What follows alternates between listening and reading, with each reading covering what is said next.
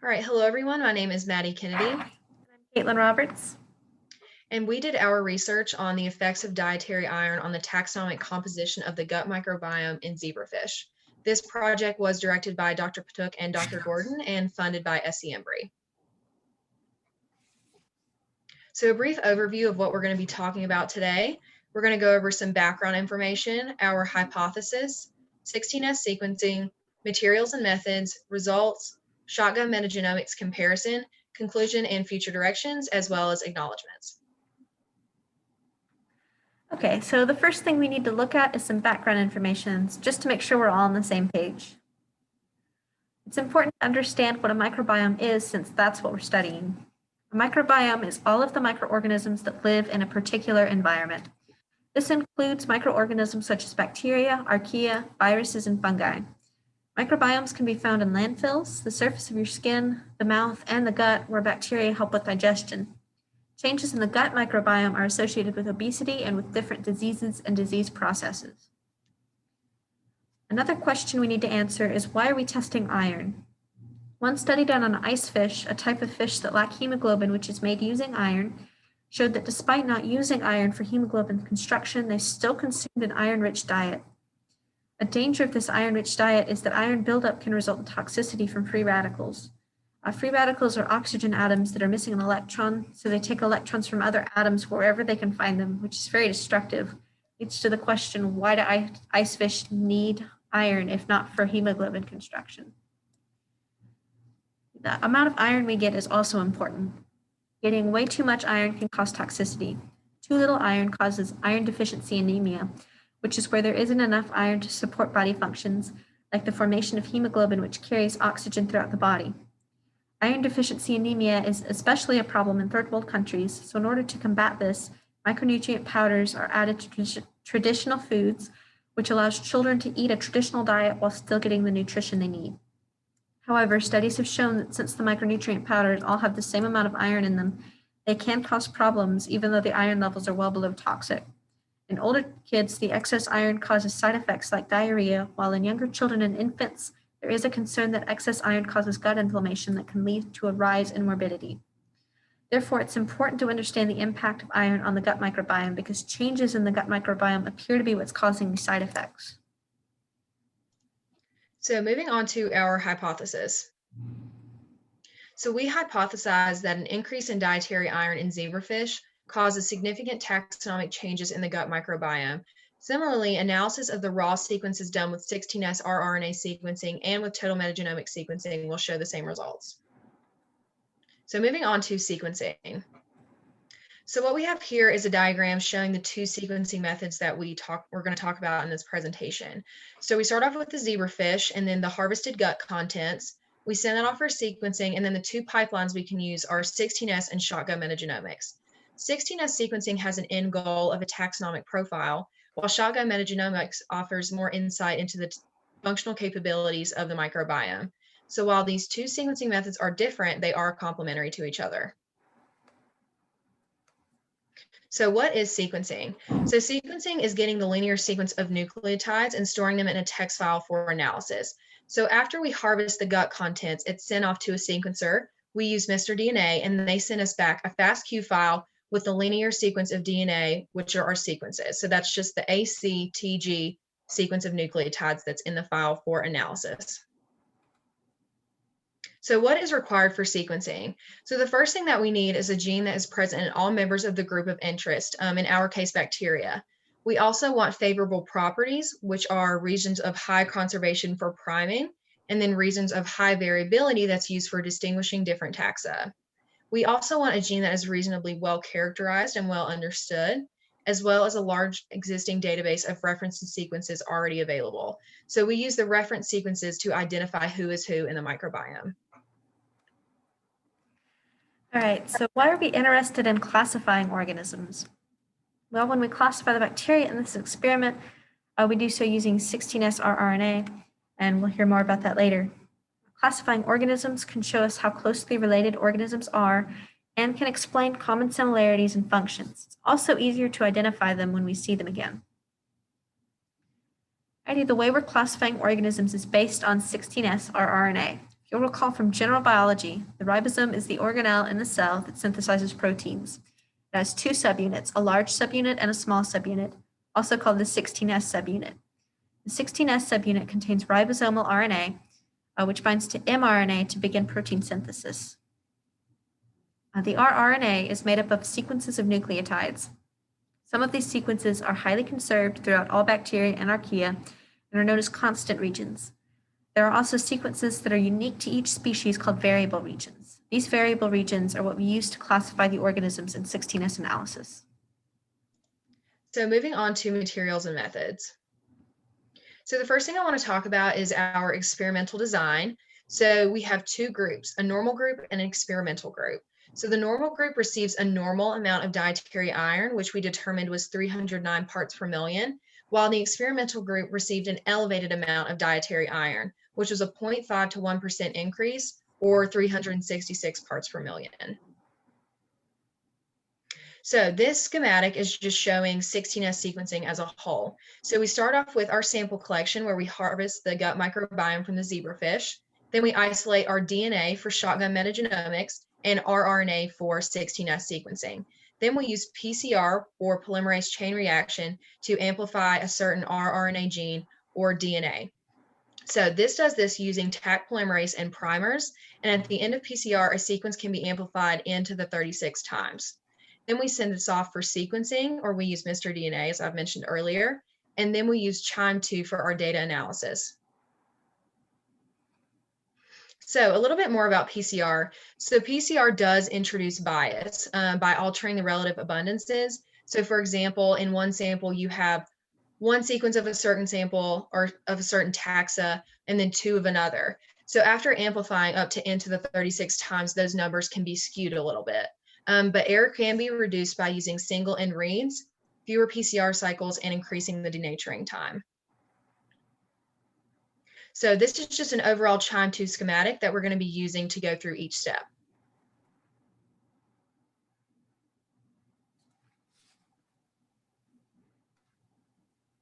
All right, starting off with our raw sequences.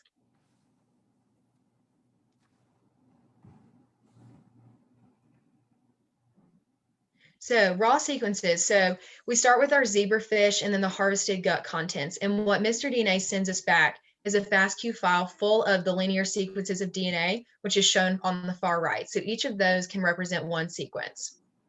We also call these reads. Okay, and moving on to demultiplexing. So demultiplexing is more of an organizational step. So we can think about the FASTQ file that Mr. DNA sends us back as a jar of marbles. It's where each sequence equals a marble. So the jar of marbles is really disorganized. We don't know what goes with what. So demultiplexing organizes each sequence and matches it with its correct sample. So all the blue marbles are normal samples, while all of the red marbles are experimental samples. Sequences. All right, and then we move on to denoising. So denoising is another organizational step. So we've scaled down. Now we're just looking at our normal group. Okay. So all the marbles are blue, which is the correct order, but we can see that not all the marbles are the same shape. So we have triangles and circles. So what denoising does is cluster the marbles or the sequences by percent identity or similarity. So now we have all of our blue marbles together and all of our circles together and all of our triangles together. And we call these ASVs. So ASV versus OTU. So traditionally 16S sequencing uses OTUs or operational taxonomic units to cluster sequences by 97% identity, where one OTU can be represented by one representative consensus sequence. So it takes all the sequences in one cluster and averages them together. On the other hand, ASV, instead of consensus sequences, each cluster is made up of exact sequences of high confidence. And the reason we can be so confident in these sequences is that ASV, or amplicon sequencing variance, is an error model. So it predicts which sequences are likely to arise from error and eliminates those from your sample. Okay, so now it's time to discuss what we actually found out, our results. Following the QIIME schematic from the denoising step that we just saw, we generated representative sequences to get the taxonomic classification of the bacteria in the gut microbiota. So what is taxonomy? Taxonomy is how we classify things. So it's classified within 8 categories, starting with the domain level classification, which is the broadest level of classification with only 3 categories. Then we end with this genus and species level, which is the most specific and probably what we're most familiar with. The classifications we looked at were actually the order level and then the family level. These were chosen because they were specific enough to provide more information than just the domain level, which told us we had bacteria. But it was broad enough so that we were not overwhelmed with the amount of information like we would have been with the species level. Ready? So when we look at the order level of taxonomy from the 16S analysis, we can see the sample labels across the bottom. E stands for experimental and then N stands for normal. On the y-axis, we can see the relative frequency of each of the taxonomic classifications in the sample. We can see that the first and second bars, E2 and N1, look a lot different than the other bars. The yellow in sample E2, that's the first bar there, shows that the 16S analysis only classified the sample at the most general level, so all we know about it is that it consists entirely of bacteria. The green in N1, bar 2, represents Mycobacteria caseae, which is odd because all of the other bars have at least 2 classifications. So it seems that both samples, E2 and N1, are outliers. Another interesting result is actually E1, the 6th bar from the left, 4th from the right. The dark purple found only in E1 is classified as mitochondria, which isn't a classification of bacteria at all. It's actually an organelle. So this could mean that the sample E1 included some zebrafish in it. However, in an interest of keeping as many samples as possible, E1 was not excluded as an outlier. We went ahead and kept that. Another important aspect is that the light green found in samples E1, E3, and E4, right in the middle there, is classified as unassigned, which means that the 16S analysis done in CHIME could not classify those sequences. The light green is only found in those 3 experimental sample groups, which could mean that the increased iron affected the experimental groups such that they had unassigned bacteria that the normal groups didn't. Alrighty, the family level shows a similar story. Samples N1 and E2, the first and second bars, are again mostly one color.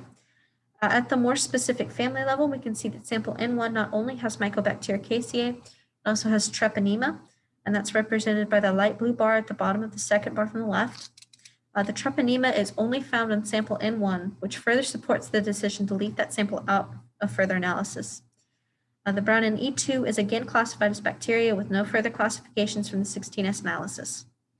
And sample E3, the dark purple, again represents mitochondria, and the family level shows that E1 also has a red bar at its base, which was analyzed as uncultured bacteria. This means that the 16S analysis done by CHIME was unable to identify the bacteria because the bacteria had not yet been cultured and classified. The growth of unclassified bacteria may be the result of the increased iron levels, as iron is a limiting resource for bacteria and can increase microbial growth when found in abundance, like we have in this experiment. Alrighty, so even more analysis. Further analysis was based on the actual amounts of each classification of bacteria found in each sample. A heat map was generated from this data on the family level of classification in order to better visualize the data, with the exception of samples E2 and N1, which were determined to be outliers. The bright red areas are areas of high concentration, where there are lots of bacteria of that classification, and then the bright blue areas are areas of low concentration, where there was no bacteria of that classification found. You can see from the heat map that samples E4 and E5 look pretty similar, but we can't actually see any significant differences or similarities without further analysis. I did some really basic statistical analysis tests on the data just to see if there was any kind of significant differences I could see between the experimental and normal groups, because that would tell us that the increase in iron did cause a significant change in the bacteria making up the microbiome. First test I ran was to find the correlation coefficient, also known as the R value, which tells us if there's a linear relationship between the 2 groups. The closer the R value is to 0, the weaker the correlation is. An R value of 0 represents no linear correlation between the 2 groups. In order to do this test, I needed an even number of samples. So we already had gotten rid of E2 and N1. And then I went ahead and excluded E1 since it had some different results than the other sample groups. And that gave me 3 in the experimental group and 3 in the normal group. The R value ended up being 0.068442, which is very close to 0, so that gives us some preliminary evidence that the experimental and normal groups are different due to the increased iron levels. However, R values only measure linear correlation and don't measure any other types of correlation, so we need more tests. The other statistical test that I ran was a single factor ANOVA test, which compared each sample group to each of the other sample groups to see if there was a significant difference. The p-value associated with the test represents the confidence that the results were a product of the experimental design, which in our case is the increased iron, rather than a product of chance. The p-value was 0.001612, which shows that there was a significant difference between the individual samples due to the increase in iron. However, this test measured the difference between the individual samples and not between the overall experimental and control groups. So that means more tests. The next thing I did was to generate a principal coordinate analysis plot, which looks at how much of the variation in the samples can be explained. You can see that the experimental group samples, which are the red dots, are clustered around axis 1, which tells us that 63% of the variation within the experimental group is explained by the increase in iron. The normal group samples, which are the blue dots, are clustered around axis 2, which means that only 14% of the variation in the normal group samples can be explained by the iron levels. You'll also notice that one of the dots is orange. This is sample E3, which is all by itself on axis 3, where we can see that only 11% of the variation can be explained by the increased iron levels. These results show that E3 is an outlier, which is something that couldn't be seen in the other results. And because of this, E3 was removed from the upcoming analysis that we're going to look at in just a minute here. Also, this was the only configuration of the PCUA plot where the experimental and normal groups could be grouped together. Also, altogether, it can be inferred that the diet is driving the variation in the PCUA plot, but it doesn't confirm it. So next we did some diversity analyses. So the two diversity measures that we looked at were alpha and beta diversity. So in this example, we have sample A and sample B, which could be considered our normal and experimental group. So alpha diversity is the diversity within a sample, while beta diversity is the diversity between samples. So where each shape represents different taxa, sample A's alpha diversity is 2, while sample B's is 3. And then we look at beta diversity, which is the sum of the alpha diversities subtracting the number of common taxa, which is 1. So then we move on to alpha diversity. So we determined the significance of alpha diversity using a Kruskal-Wallis test. This is non-parametric and compares distribution between 2 or more samples. So as Kaitlin has already mentioned, a p-value below 0.05 is significant, where ours is. So it's 0.049. It's barely below the cutoff, but with that value, we determine the alpha diversity between groups is significant. Moving on to beta diversity, excluding samples E2, E3, and N1. This was determined using a PermANOVA, which is a permutational analysis of variance. This is a non-parametric test that compares groups of objects based on the measure of distance between all groups, making it a little bit different than the single factor ANOVA that Kaitlin ran earlier. So on the other hand, we have a p-value of 0.106, which unfortunately is not significant, differing from the alpha diversity. So 16S sequencing summary, there is a statistically significant difference between alpha diversity across normal and experimental groups, but there is not a significant difference in beta diversity. So we've been focusing exclusively on the 16S rRNA analysis of the data, but that's not the only method of analysis. A second method of analysis called shotgun metagenomics, which we mentioned earlier, was also used to analyze the data. Shotgun metagenomic analysis is pretty different than 16S rRNA analysis. The first difference is that 16S rRNA analysis requires PCR to amplify the sequences, while shotgun metagenomics does not. Shotgun metagenomics analyzes total metagenomic sequences, which gives a sample of all of the genes in the microbiome. Instead of using PCR, shotgun metagenomics requires that the DNA be cut up into lots of smaller pieces at random for sequencing. Now, the goal of shotgun metagenomics is to understand the metabolic capabilities of the microbiome, which means that we're looking at all of the organisms in the microbiome and asking, what can all of these together produce? Just like with 16S analysis, shotgun metagenomics has some shortcomings. There can be contamination of the samples with host DNA, and then the sequencing depth, which is the number of sequences per sample, can also bias the results. Despite their differences, 16S analysis and shotgun metagenomic analysis both give results on taxonomy based on the sequences being analyzed. Because of this, we thought it would be interesting to compare the results from both methods of analysis to see if they would tell a similar story about the data. Alrighty, so first we looked at the alpha diversity. The shotgun metagenomic results are on the left and the 16S results are on the right.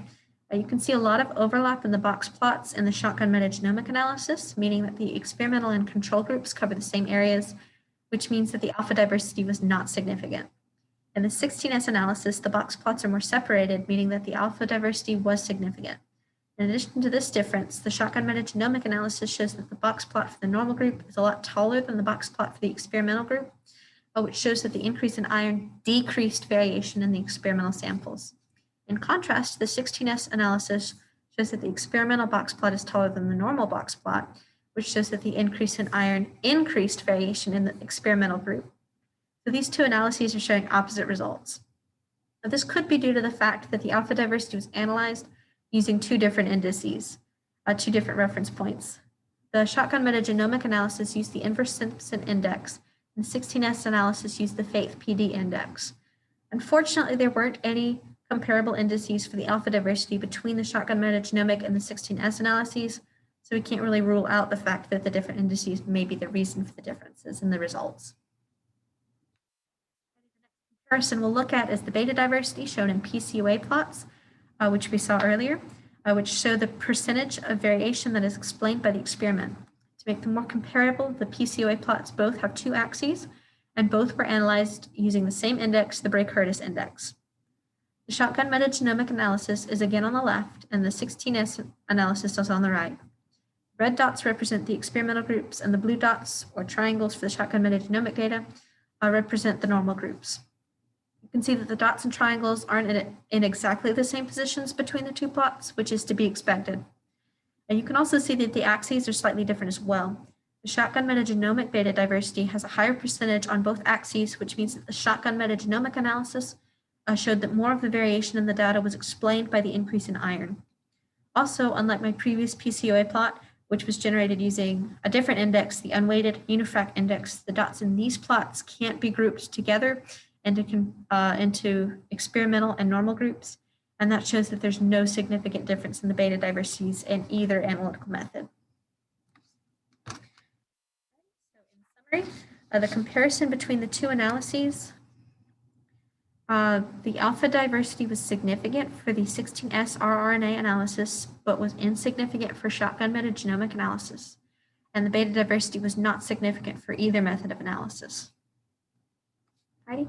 Based on our results overall, our conclusions are that the analysis of taxonomy and diversity suggests that iron does have an effect on the composition of the zebrafish gut microbiome, but it doesn't seem to be the driving force behind the determination of the gut microbiota in zebrafish. Our results also show that the 16S versus the shotgun metagenomic analysis gave us similar results for beta diversity, but different results for the alpha diversity, and that could be due to the different indices used. So some future directions. First, we would like to redo the experiment with more samples and varying levels of iron. I think a dosage experiment would work really well here to see if the taxonomy changed incrementally with the changes in dietary iron. Next, we would like to compare 16S analysis programs like Mother versus Chime. And lastly, we'd like to use Bugbase to analyze functionality correlated with taxonomic changes. Lastly, some acknowledgements. We want to thank Dr. Gordon and Dr. Patuk for all of their guidance throughout this process. SE Embry for funding. Kobe Kervin, who's been a huge part of this process since the beginning, and he's been a great reference throughout. Janetta Kitchko for performing the experiment. We planned to do it ourselves, but COVID had different plans. Presbyterian College for the resources. Rob Howeiler for tech support, and the PC supercomputer who did most of the heavy lifting. Here are our references. And are there any questions?